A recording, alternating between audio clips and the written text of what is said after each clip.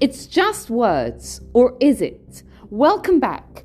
I'm Gila Ross, host of the Power Up podcast, where we share the joy, wisdom, inspiration, and spirituality of Judaism. And in this series, Torah for Today, we take a short idea from the Torah portion of the week to upgrade and impact your everyday life.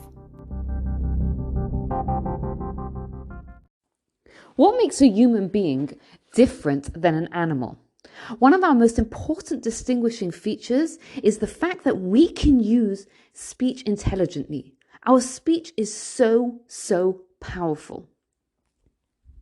We can see this from the Sarat. Sarat was an interesting disease that a person got. It was a spiritual disease, a leprosy of the skin that a person got in response to their behavior.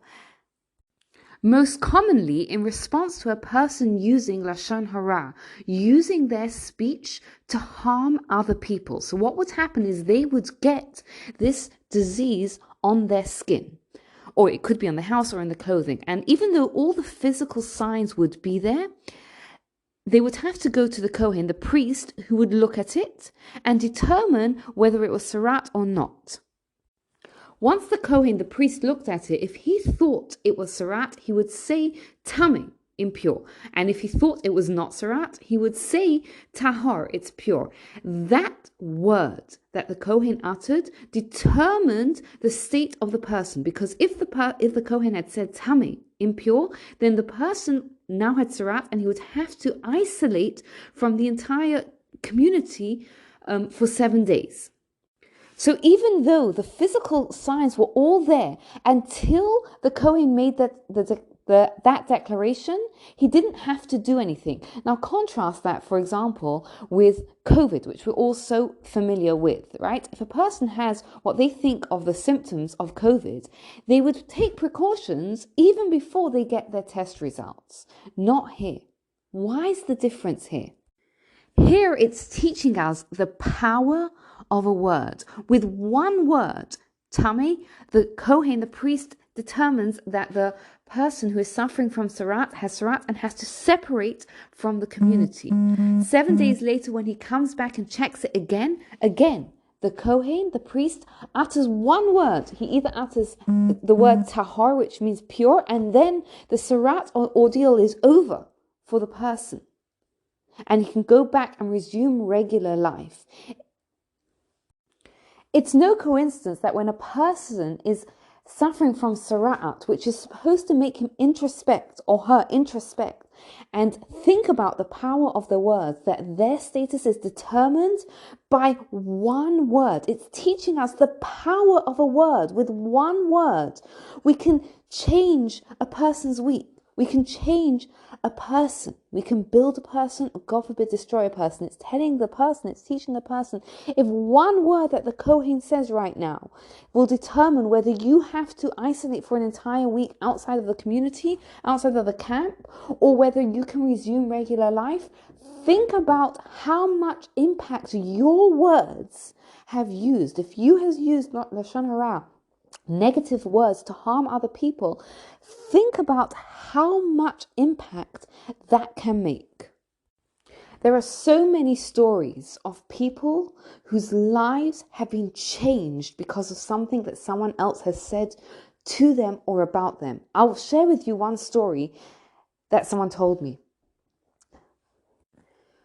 A few years ago, we used to live in Vancouver, and while we were living in Vancouver, we were the directors of NCSY. And part of what we did, NCSY is a youth group movement for high school students.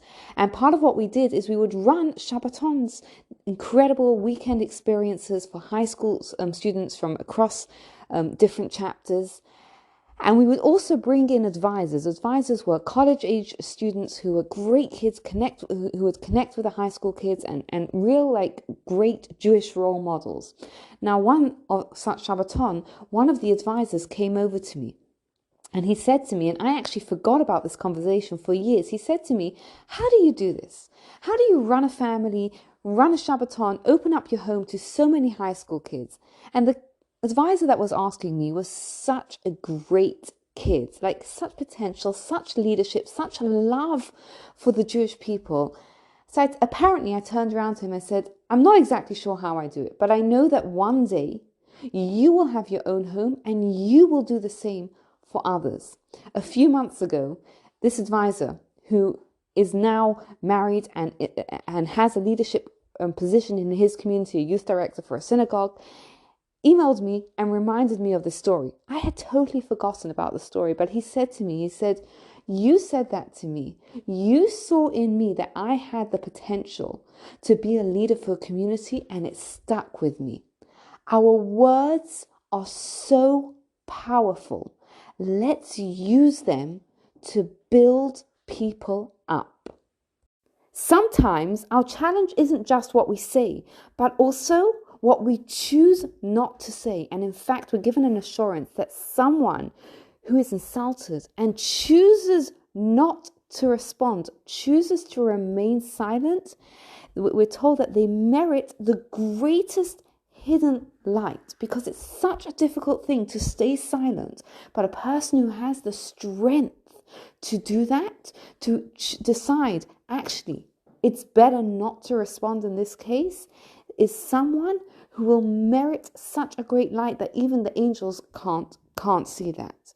Our words, what we choose to say and what we choose not to say, are so powerful. Let's use it to build, to help, and not, God forbid, to hurt.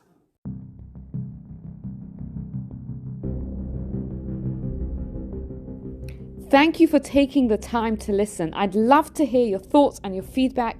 You can get in touch with me. You can find me on Instagram. It's Gila Ross. And please take a moment to rate, review, and subscribe to the podcast so you don't miss out. Thank you and have a wonderful day.